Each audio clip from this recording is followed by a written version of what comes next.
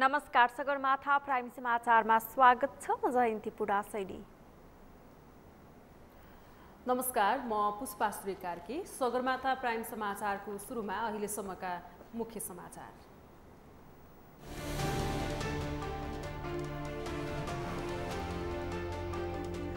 नेकपा एमाले भित्र माओवादीको बिउ रोपेको अध्यक्ष दाहालको दाबी। ओलीको नेतृत्व नरहे सबैलाई समेटेर लैजान सकिने भनाई।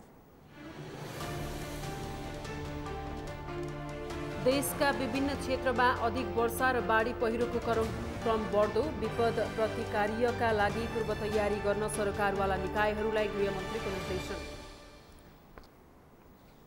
मध्य असारसम्म पनि किसानले मल नपाउँदा धान रोपाई प्रभावित। ठेकेदारले मल ल्याउन नसक्दा अभाव भएको मन्त्री यादवको भनाई।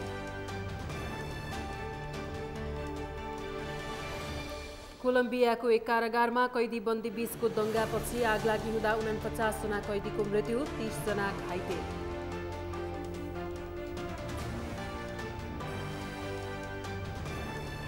र बागमती प्रदेश न्यू डायमन्ड कप खुल्ला महिला भलिबल प्रतियोगितामा पुलिस र एपीएफको जित।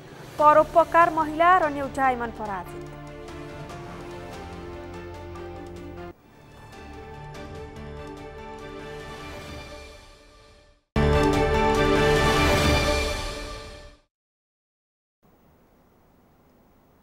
सगरमाथा प्राइम समाचार अब विस्तारमा। नेपालको कम्युनिस्ट आन्दोलन टुटफुट र विभाजनबाट गुज्रिँदै आएको छ।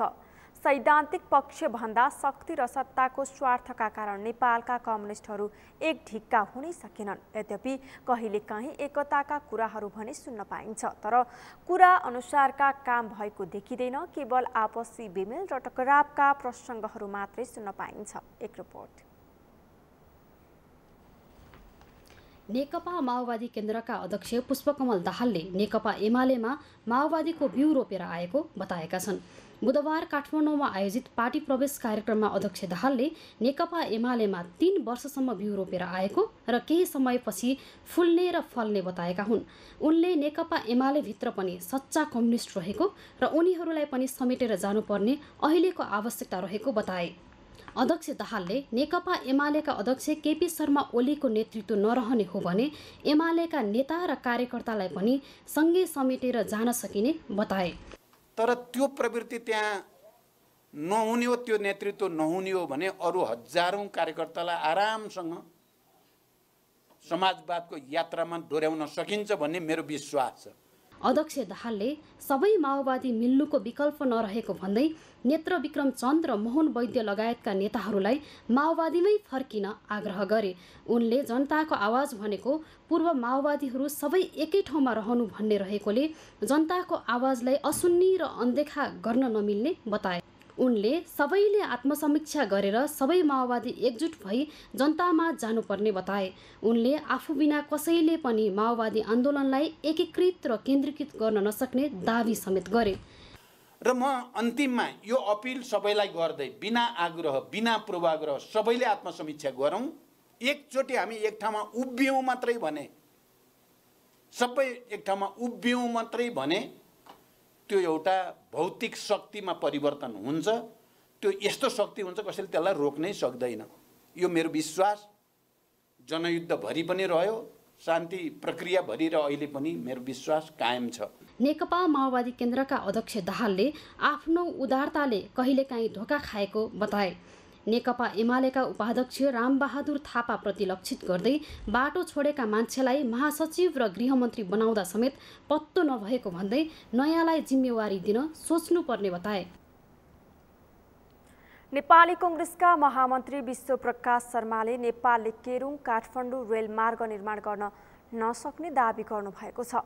आज काठमाडौँमा आयोजित एक कार्यक्रममा महामन्त्री शर्माले नेपाललाई केरुङ काठमाडौँ रेलमार्ग निर्माण गर्न नसक्ने दाबी गर्नुभएको हो। उहाँले नुवाकोट र रसुवाका नागरिकलाई सरकारले यो बनाउन सक्दैन भन्ने कुराको यथार्थता भन्नुपर्ने बताउनुभयो। महामन्त्री शर्माले नेपालले केरुङ काठमाडौँ रेलमार्ग निर्माण गर्न नसक्ने तर लिजमा बाटो दिने र उपहार प्रोजेक्ट लिन चाहने प्रस्ताव राख्नुपर्ने बताउनुभयो। नेपाल गरिब राष्ट्र भएकोले दुवै देशको व्यापारका लागि बाटो भाडामा उपलब्ध गराउने कुरा चीन र भारतलाई भन्नुपर्ने बताउनुभयो। उहाँले नेपालले आफ्नो ढुकुटीको पैसा लगानी गरेर सहुलियत ऋणमा मेची महाकाली रेलमार्ग बनाउन सक्नेतर्फ ध्यान दिनुपर्ने बताउनुभयो। भन्ने कुराको सन्दर्भमा पनि यो मिसइन्फर्मेसनको कारण, डिसइन्फर्मेसनको कारण, समाजमा भरिएको आवेगको कारण परिरहेको असरलाई अपरेसन गरेर चिर्नुपर्छ। त्यसैले मैले भन्दै गर्दा म भन्यो भने सायद विश्वप्रकाश शर्मा बाँचुन्जेलसम्म केरुङबाट काठमाडौँ रेल चाहिँ आउँछ जस्तो मलाई लाग्दैन।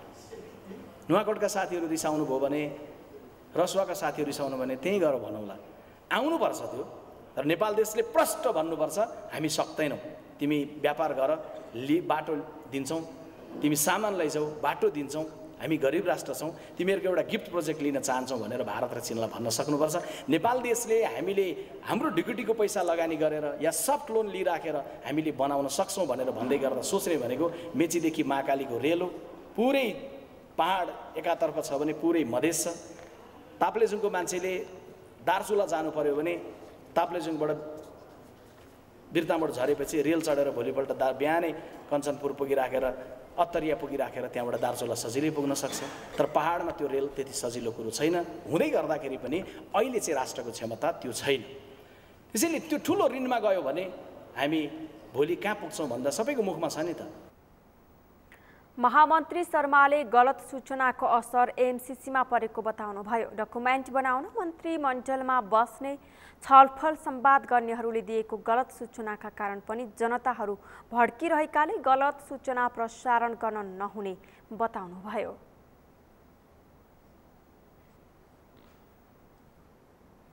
सरकारले श्रेणीविहीन स्थायी कार्यालय सहयोगी पदका कर्मचारीहरूको सेवा समूह र पद परिवर्तन गर्ने निर्णय गरेको छ।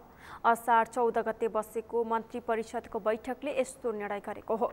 आज मन्त्री परिषद बैठकका निर्णय सार्वजनिक गर्दै सञ्चार तथा सूचना प्रविधि मन्त्री एवं सरकारका प्रवक्ता ज्ञानेन्द्र बहादुर कार्कीले सरकारले कार्यनिर्देशन करार निर्देशिका 2079 स्वीकृत गर्ने निर्णय गरेको पनि जानकारी दिनुभयो। उहाँले सरकारले वीरगञ्ज, सिमरा, पोखरिया प्रसारण लाइनको टावर तथा सब स्टेशनका लागि जग्गा प्राप्ति गर्ने र प्रारम्भिक कारबाही चलाउने अधिकारी तोक्ने, उपत्यका भित्रका प्रसारण लाइन तथा सब स्टेशनहरूमा संरचनात्मक सुधार, स्तरोन्नति तथा विस्तार गर्नका लागि जग्गा प्राप्ति गर्ने र प्रारम्भिक कारबाही चलाउने अधिकारी तोक्ने, विभूषणमा प्रयोग हुने सुनको परिणाम घटाई बनावट हेरफेर गर्न स्वीकृत दिने निर्णय गरेको बताउनुभयो। उहाँका अनुसार सरकारले सशस्त्र प्रहरी दोस्रो संशोधन नियमावली 2079 को मस्यौदा उप लोकसेवा आयोगको परामर्श लिने, मध्य भोटेकोशी जलविद्युत आयोजनाको 220 केबी प्रसारण लाइनको लागि वन क्षेत्र प्रयोग गर्न दिने, कार्बन उत्सर्जन न्यूनीकरण खरिद सम्झौता गर्न वार्ता टोली गठन गर्ने र भेडेटार स्काई वार्प निर्माणका लागि राष्ट्रिय वन क्षेत्र प्रयोग गर्न दिने निर्णय पनि गरेको छ। प्रसारण लाइनको लागि वन क्षेत्र प्रयोग गर्न दिने, कार्बन उत्सर्जन न्यूनीकरण खरिद सम्झौता गर्न वार्ता टोली गठन गर्ने, भेडेटार स्काई वाक निर्माणको लागि राष्ट्रिय वन क्षेत्र प्रयोग गर्न दिने। प्रवक्ता कार्कीले बृहत्तर जनकपुर क्षेत्र विकास परिषदका अध्यक्षमा शीतल साहु पूर्वेलाई नियुक्त गर्ने, निजामती सेवा पुरस्कार सिफारिस समितिको सदस्य तोक्ने पनि निर्णय गरेको बताउनुभयो।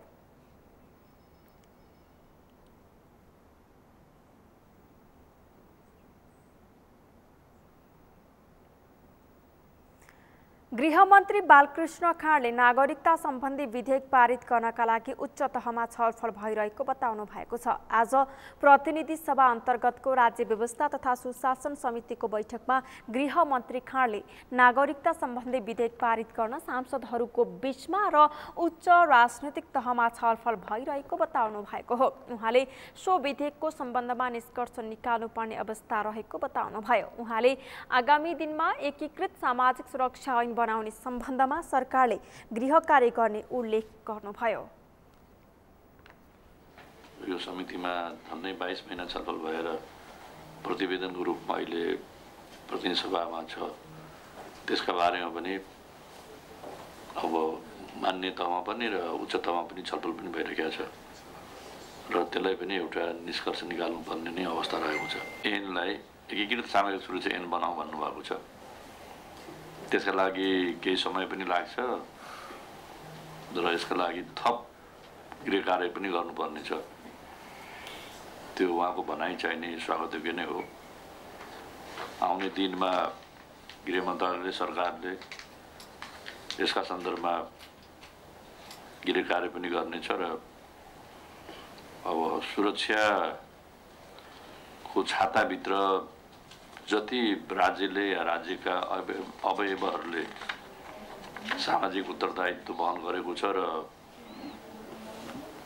हाम्रो मौलिक अधिकारले पनि त्यसलाई निर्देश गरेका छ, ती सबै कुराहरूलाई हामीले सम्पादन गर्नै पर्दछ, राज्यले दायित्व लिनै पर्दछ।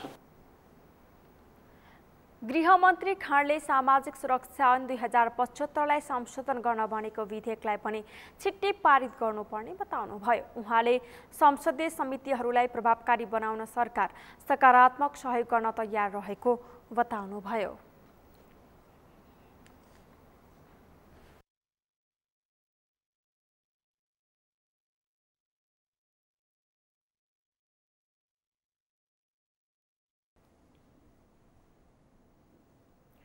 राष्ट्रपति विद्यादेवी भण्डारीले महालेखा परीक्षक कार्यालयलाई अझ प्रभावकारी र परिणाममुखी बनाउनु पर्ने बताएका छन्। राष्ट्रपति भण्डारीले महालेखा परीक्षकको कार्यालयले गर्ने लेखा परीक्षाको नतिजाले मुलुकको सार्वजनिक र आर्थिक क्रियाकलापमा वित्तीय अनुशासन जवाफदेहिता ल्याउनु पर्ने समेत बताएका छन्। लेखा परीक्षणको व्यवस्थापन प्रणालीमा भएको नीतिगत सुधारले कार्य सम्पादनमा समेत सहज भएको अर्थ मन्त्रालयले जनाएको छ। मेनुका लम्सालको रिपोर्ट। राष्ट्रपति विद्यादेवी भण्डारीले महालेखा परीक्षक कार्यालयलाई अझ प्रभावकारी र परिणाममुखी बनाउनु पर्ने बताइन्।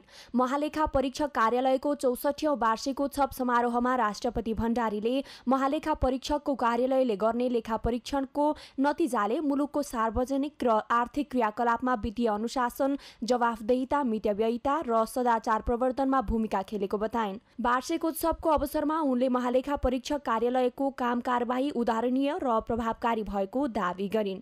महालेखा परीक्षकको कार्यालयले गर्ने लेखा परीक्षणको नतिजाले मुलुकको सार्वजनिक आर्थिक क्रियाकलापमा वित्तीय अनुशासन, जवाफदेहिता, मितव्ययिता, पारदर्शिता एवं सदाचार प्रवर्धनमा महत्त्वपूर्ण भूमिका निर्वाह गर्दछ। स्थापनाको यस 64औं वार्षिकोत्सव समारोहका अवसरमा लेखा परीक्षक कार्यालयलाई अझ बढी प्रभावकारी र परिणाममुखी बनाउन निरन्तर सफलता मिलोस् भन्ने पनि म शुभकामना दिन चाहन्छु। सोही कार्यक्रममा बोल्दै अर्थमन्त्री जनार्दन शर्माले कार्यालयले लेखा परीक्षणको व्यवस्थापन प्रणालीमा भएको नीतिगत सुधारले कार्य सम्पादनमा सहज भएको बताए।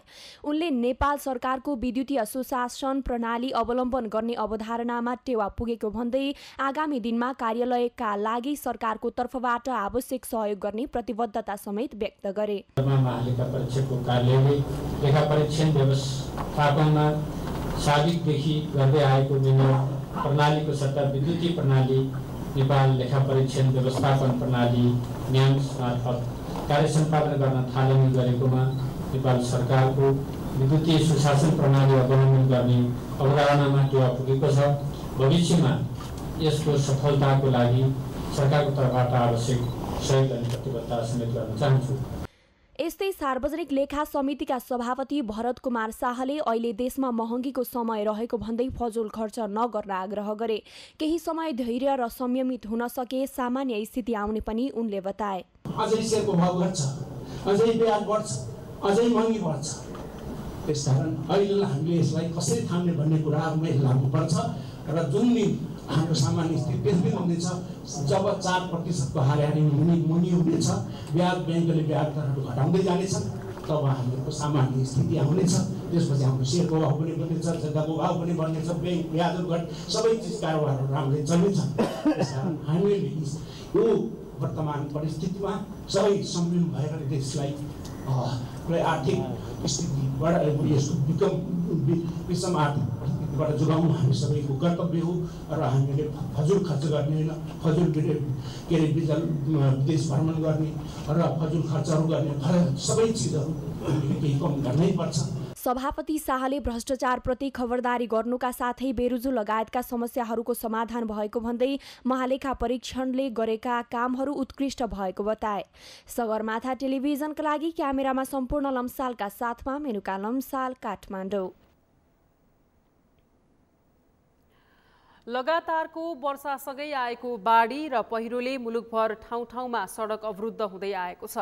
कतिपय स्थानमा भने बाढी पहिरो मानव बस्तीमा समेत पसेको छ। जल तथा मौसम पूर्वानुमान महाशाखाले पनि देशका अधिकांश क्षेत्रमा मौसमभन्दा धेरै वर्षाको सम्भावना रहेकाले सुरक्षित रहन आग्रह गरेको छ। पहाडी जिल्लाहरूमा भारी वर्षा भएसँगै तराईका जिल्लाहरूमा बाढीको सम्भावना रहेकाले नदी आसपासको क्षेत्रमा पूर्व सावधानी अपनाउन समेत महाशाखाले आग्रह गरेको छ। अभिषेक सुनारको रिपोर्ट।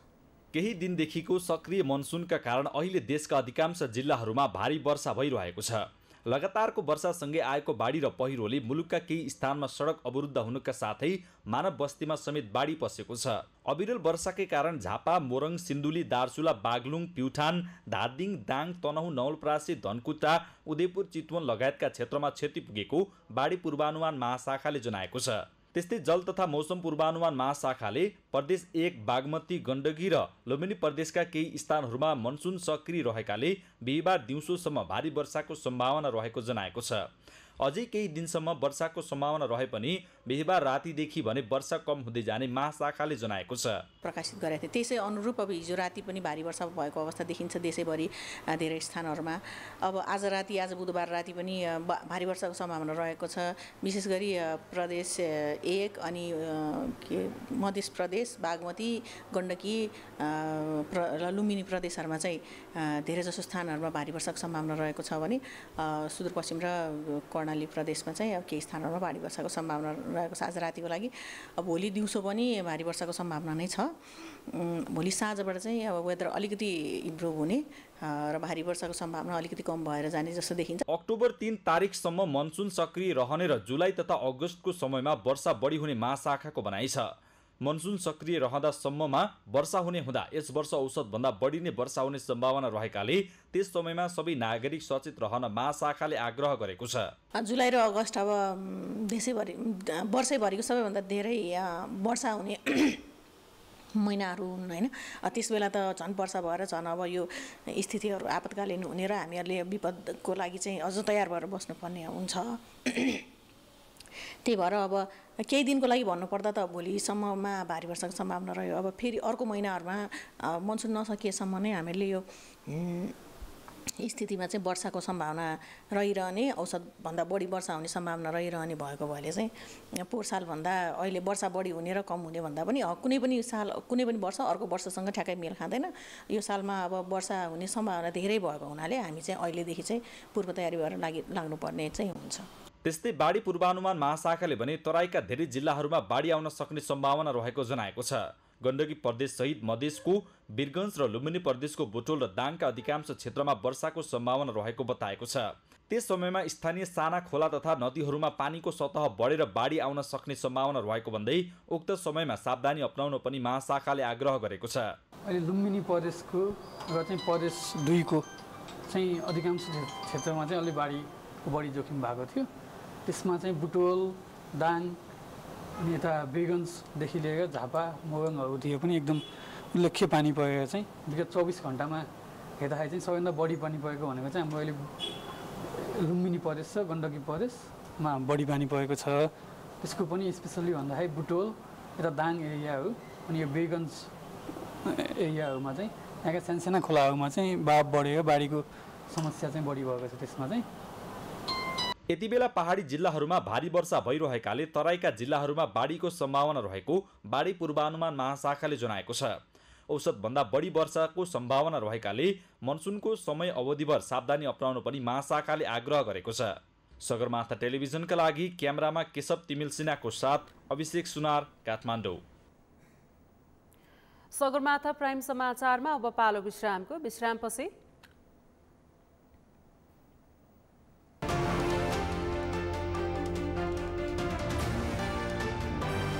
मध्य असारसम्म पनि किसानले मल नपाउँदा धान रोपाई प्रभावित, ठेकेदारले मल ल्याउन नसक्दा अभाव भएको मन्त्री यादवको भनाई।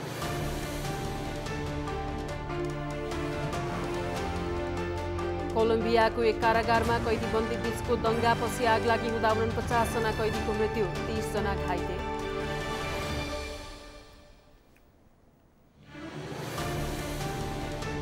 र बागमती प्रदेश न्यू डायमन्ड कप खुला महिला भलिबल प्रतियोगितामा पुलिस र एपीएफको जित, परोपकार महिला र न्यू डायमन्ड पराजित।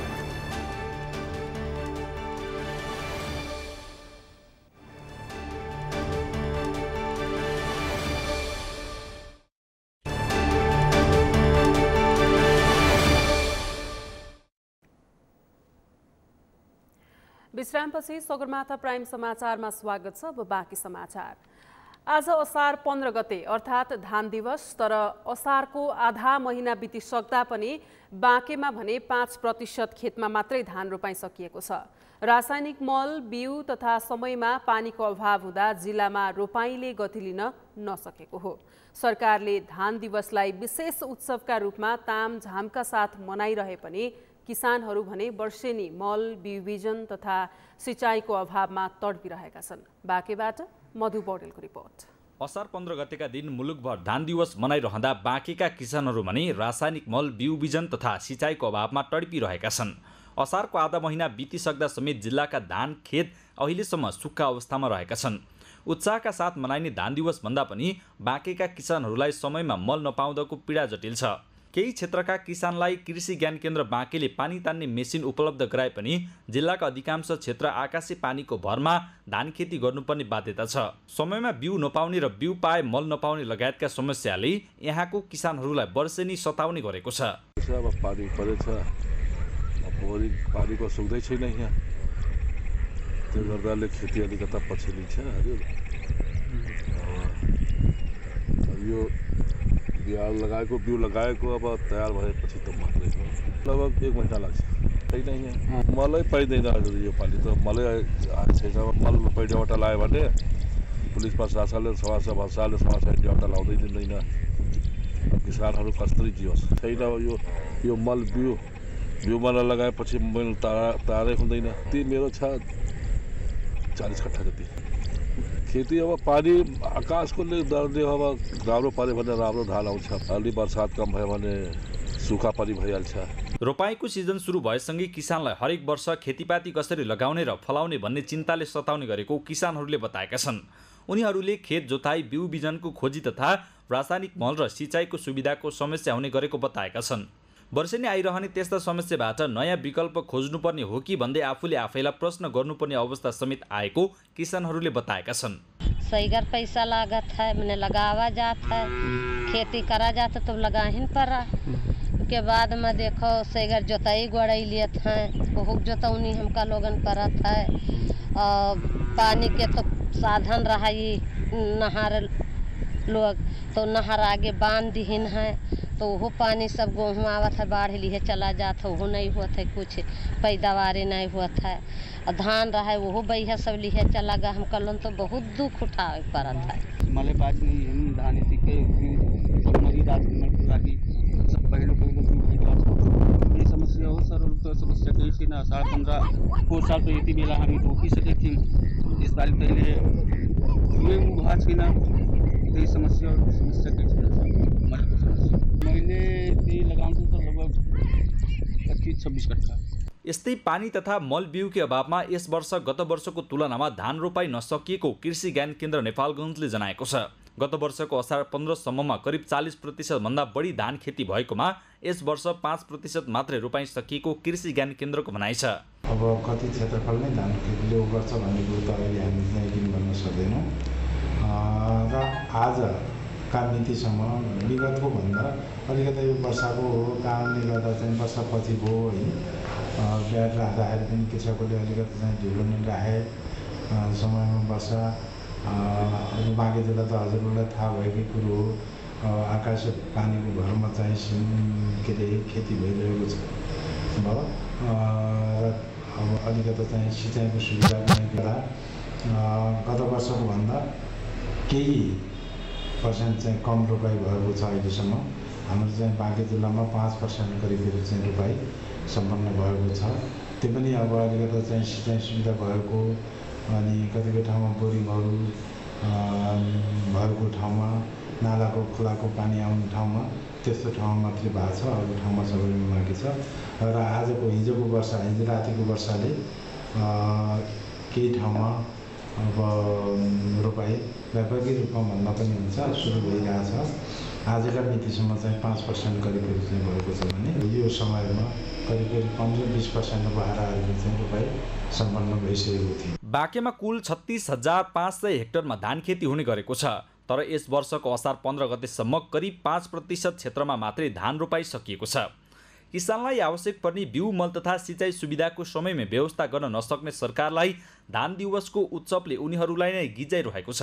सगरमाथा टेलिभिजनका लागि बाँकेबाट मधु पौडेलको रिपोर्ट।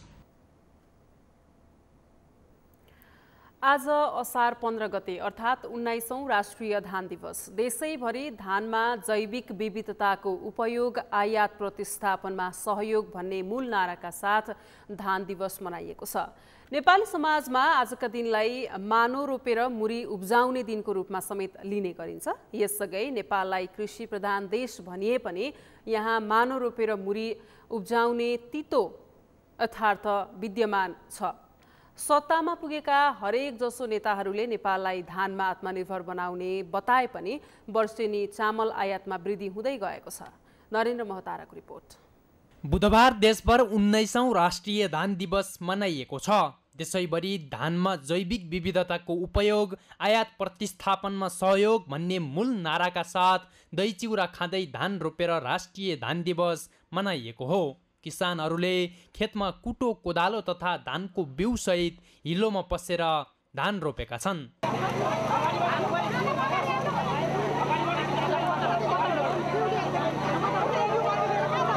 असार 15लाई नेपाली समाजमा मानो रोपेर मुरी फलाउने दिनका रूपमा समेत लिने गरिएको छ। यस दिन दही चिउरा खाँदै धान रोप्ने चलन छ। नेपालमा 2062 सालदेखि असार 15लाई राष्ट्रिय धान दिवसका रूपमा मनाउन थालिएको हो। हिलो माटोमा असारे गीतका साथ किसानहरू महिनाभर धान रोप्न व्यस्त हुने गर्दछन्। खेतमा गएर धान रोप्न नपाउने मानिसले पनि घरमै दही चिउरा खाएर असार 15 मनाउने चलन छ। यस्तै असारमा कम्तीमा एक पटक हिलोमा पस्नै पर्ने नेपाली मान्यता रहेको छ। मुलुकको कुल गारस्थे उत्पादन र राष्ट्रिय आयमा धान खेतीले महत्त्वपूर्ण भूमिका खेल्दै आएको छ। यसलाई मुख्य खाद्यान्न बालीका रूपमा सूचीकृत गरिएको छ। पछिल्लो समय नेपालमा धान रोप्ने चलन संस्कृति जस्तै भइसकेको विज्ञहरूको भनाइ छ। धान दिवसको पहिलो महत्त्व भनेको यो हाम्रो संस्कृति जस्तो भइसकेको छ। वर्षौंदेखि नेपालमा असार 15लाई धान रोप्ने दिवस र दही चिउरा खाने दिवसको रूपमा चिनिने गरिएको थियो। त्यसै महत्त्वलाई र हाम्रो धान हाम्रो प्रमुख बाली भएको हुनाले नेपाल सरकारले पनि विगत 19 वर्षदेखि राष्ट्रिय धान दिवस मनाउने भनेर निर्णय गरेपछि विगत 19 वर्षदेखि बल्ल यसलाई राष्ट्रिय धान दिवसको रूपमा हामीले मनाउन सुरु गरेका हौँ। मुलुकभर वर्षेनी औसतमा 14,70,000 देखि 14,80,000 हेक्टरसम्म धान रोपाई हुने गरेको छ। कृषि मन्त्रालयको तथ्याङ्क अनुसार 2078-79 मा 14,77,378 हेक्टरमा धान रोपाई भएको थियो। तर धान रोपाई हुने क्षेत्रफल बढे पनि यस वर्ष उत्पादन भने 4,91,085 टनले घटेर 51,30,625 टनमा झरेको छ। समयमा रासायनिक मलको अभाव तथा उपयुक्त सिँचाइको व्यवस्था नहुनुले उत्पादन घट्दै गएको विज्ञहरूले बताएका छन्। यस्तै पछिल्लो समयमा आधुनिक प्रविधिको विकास र प्रयोगले धान रोपाइमा समेत सहज हुँदै गएको छ।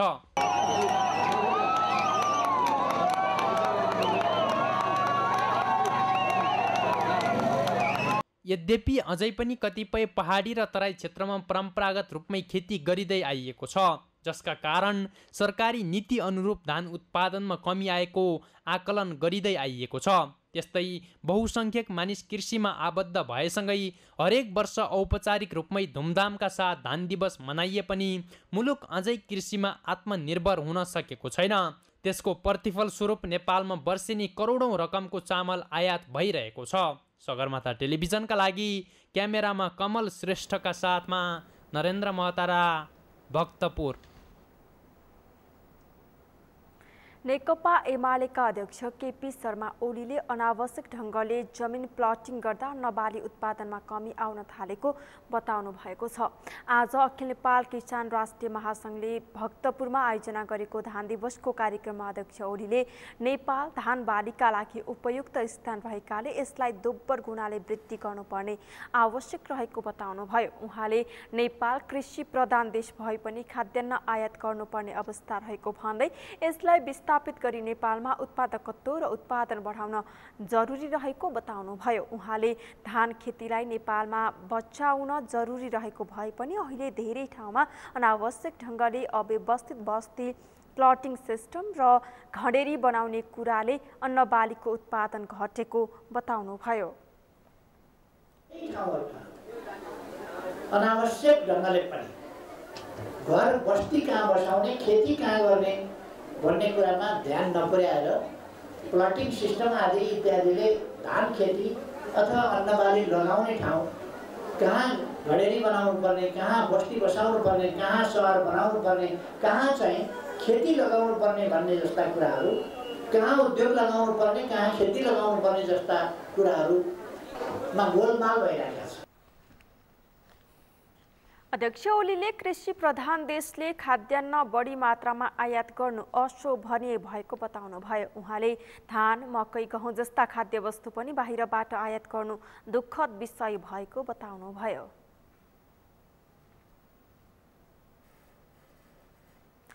आज असार 15 अर्थात् 19औं राष्ट्रिय धान दिवस। आज देशैभरि धानमा जैविक विविधताको उपयोग, आयात प्रतिस्थापनमा सहयोग भन्ने मूल नाराका साथ दही चिउरा खाँदै धान रोपेर राष्ट्रिय धान दिवस मनाइएको छ।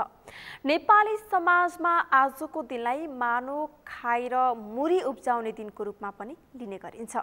कृषि प्रधान देश नेपालमा स्वदेशी उत्पादनले एक छेउ पनि पुग्दैन, जस अनुसार चामलको आयात वृद्धि हुँदै गएको छ। यसै सन्दर्भमा आज हामीले सगरमाथा जनबोलीमा किसानहरूलाई सोधेका थियौं, धान दिवसको महत्त्व के छ? हेरौं उनीहरूको भनाई उनीहरूकै शैलीमा।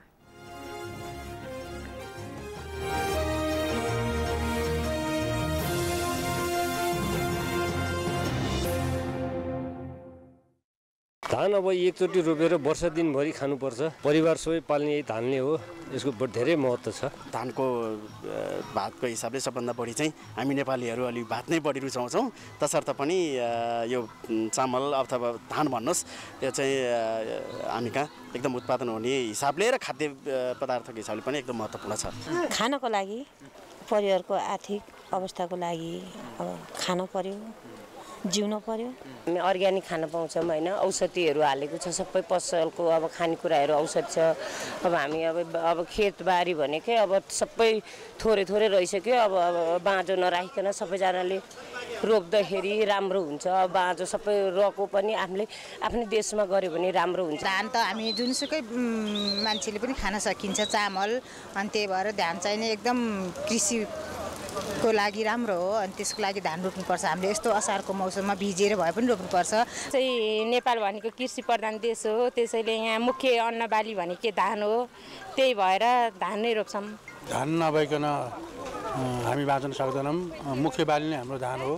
त्यसो भएर यो असार 15लाई चाहिँ धान दिवसको रूपमा मनाउँदै आएको हो हामीले।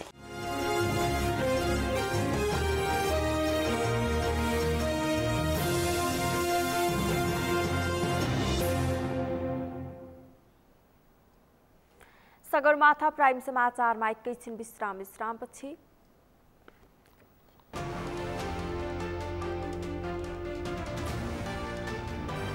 कोलम्बियाको एक कारागारमा कैदी बन्दी बीचको दंगापछि आगलागी हुँदा 49 जना कैदीको मृत्यु, 30 जना घाइते।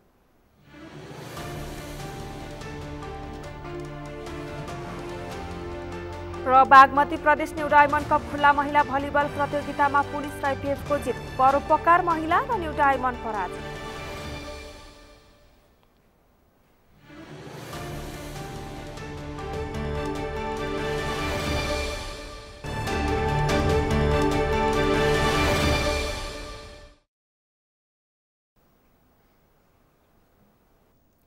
सगरमाथा प्राइम समाचारमा अब पालो खेल समाचारको।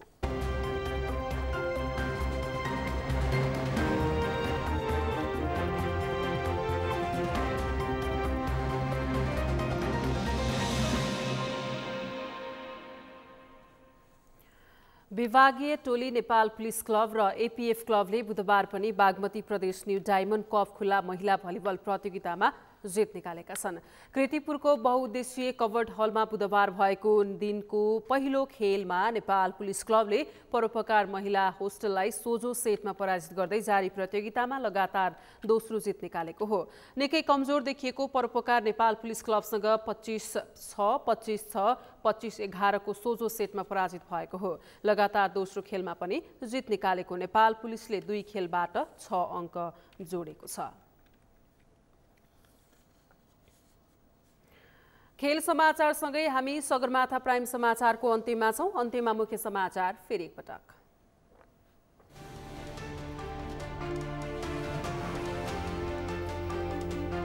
नेकपा एमाले भित्र माओवादीको बिउ रोपेको अध्यक्ष दाहालको दाबी। ओलीको नेतृत्व नरहे सबैलाई समेटेर लैजान सकिने भनाई।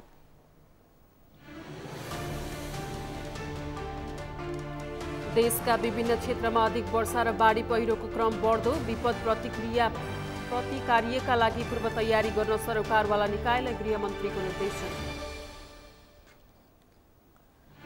मध्य असारसम्म पनि किसानले मल नपाउँदा धान रोपाई प्रभावित। ठेकेदारले मल ल्याउन नसक्दा अभाव भएको मन्त्री यादवको भनाई।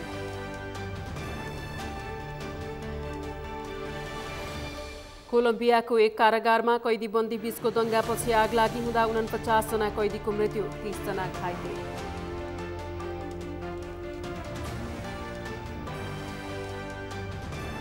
र बागमती प्रदेश न्यू डायमन्ड कप खुला महिला भलिबल प्रतियोगितामा पुलिस र एपीएफको जित। परोपकार महिला र न्यू डायमन्ड पराजित।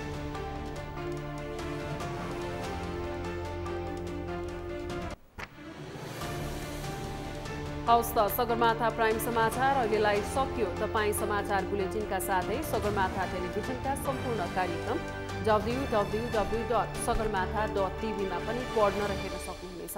साथै युट्युबमा youtube.com/sagarmatha TV नेपालमा हेर्न सक्नुहुनेछ। तपाईँ हामीलाई फेसबुकमा पनि facebook.com/STV नेपालमा फलो गर्न सक्नुहुनेछ। समाचारको शिखर, नेपालको गौरव, नेपालको पहिलो न्युज च्यानल सगरमाथा टेलिभिजन हेर्दै गर्नुहोला। नमस्कार।